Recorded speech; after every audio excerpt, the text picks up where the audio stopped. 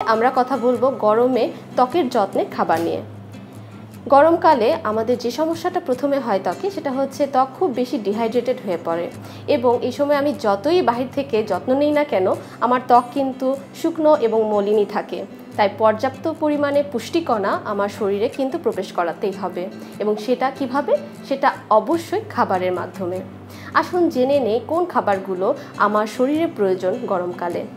প্রথমেই আমাকে খেয়াল রাখতে হবে আমার শরীরে যাতে পানির অভাব না হয় এবং আমি যাতে ডিহাইড্রেশনে না ভুগি। তাই পর্যাপ্ত পরিমাণে পানি এবং পানিযুক্ত খাবার কিন্তু আমার শরীরে প্রবেশ করাতে হবে। তাই প্রতিদিনের খাদ্য তালিকায় অন্ততপক্ষে 2.5 লিটার পানি রাখুন এবং শাকসবজি ফলমূল যে খাবারগুলো পানি কন্টেন্ট করে সেগুলো খাবো। আমরা যেটা করি গরমকালে বেশিরভাগ সময় দেখা যায় জুস খাচ্ছি এবং অন্য ধরনের ফ্রিজ থেকে বের করে ঠান্ডা খাবার খাচ্ছি। এতে কিন্তু আমাদের ত্বকের উপরে একটি প্রভাব ফেলে। ঠান্ডা খাবার কিন্তু ত্বককে প্রদাহ তৈরি করে এবং ত্বকের যে সিস্টেম রয়েছে সেটাকে ব্রেকডাউন করে দেয়। তাই অতিরিক্ত পরিমাণে ঠান্ডা খাবার কিন্তু গরমের দিনে খেলে শরীর কিন্তু বেশি ডিহাইড্রেটেড হয়ে যাবে। তাই আমরা যদি জুসও খাই তাহলে সুগার ফ্রি ন্যাচারাল ফলমূল থেকে তৈরি জুস খেতে পারি এবং ঠান্ডা ছাড়া বা নর্মাল টেম্পারেচারের জুস কিন্তু খেতে পারি।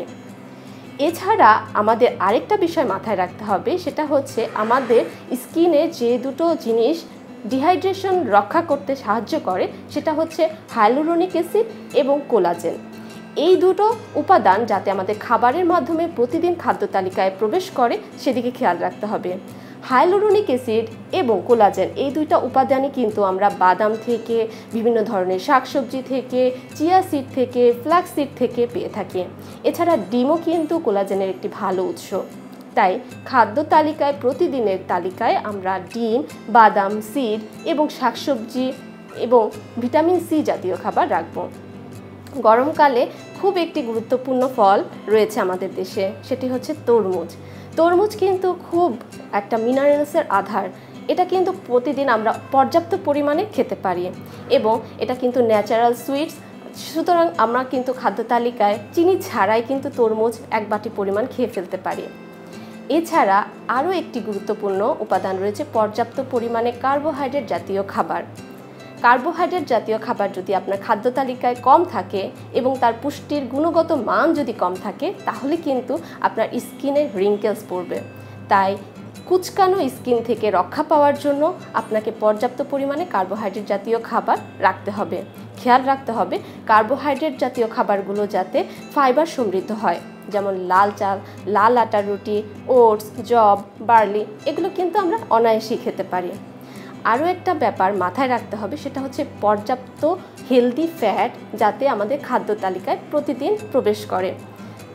হেলদি ফ্যাট বলতে আমরা কিন্তু নর্মালি যে তেল খাচ্ছি খাবারে সেই তেলের কথা বলছি না।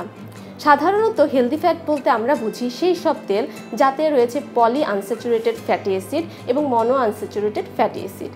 পলি এবং মনো আনস্যাচুরেটেড ফ্যাটি অ্যাসিড যুক্ত খাবারগুলো হচ্ছে তিল, ফ্ল্যাক্স সিড, সয়া এগুলো। তো ওমেগা 3-র একটি গুরুত্বপূর্ণ উপাদান হচ্ছে সামুদ্রিক মাছ। সামুদ্রিক মাছ আমরা প্রতিদিন অন্তত খেতে না পারলেও সপ্তাহে 2 থেকে 3 দিন খাওয়ার চেষ্টা করব। তাহলে আমরা হেলদি ফ্যাট জাতীয় খাবারগুলো আমাদের খাদ্য তালিকায় পৌঁছাতে পারবো।